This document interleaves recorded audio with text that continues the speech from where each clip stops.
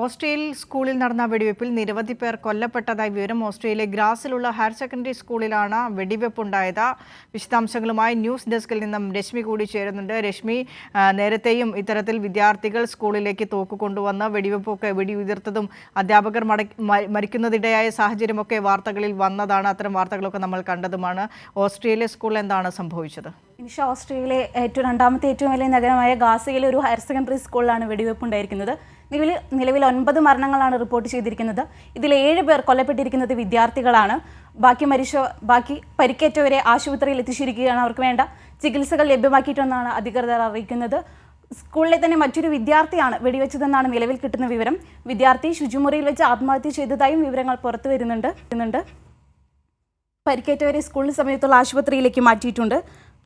വെടിവെപ്പിന് പിന്നിലെ കാരണങ്ങൾ നിലവിൽ വ്യക്തമല്ലെന്നാണ് ലഭിക്കുന്ന വിവരങ്ങൾ. 8 വിദ്യാർത്ഥികളാണോ മരിച്ചു എന്നുള്ള വിശദാംശങ്ങളായി പുറത്തേക്ക് വരുന്നത്? നിലവിൽ 7 വിദ്യാർത്ഥികളാണ് മരിച്ചത് വിവരങ്ങൾ പുറത്തു വരുന്നത്.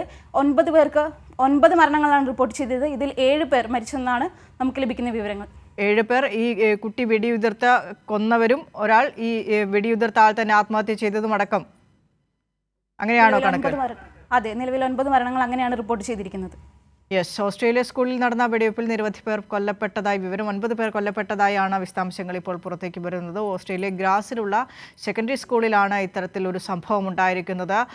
സ്കൂളിലേക്ക് തോക്കുമായി എത്തിയ വിദ്യാർത്ഥി വെടിയുതിർക്കുകയായിരുന്നു എന്നാണ് പുറത്തേക്ക് വരുന്ന വിവരം. ന്യൂസ് ഡെസ്കിൽ നിന്ന് രശ്മിയാണ് വിശദാംശങ്ങൾ പങ്കുവച്ചത്.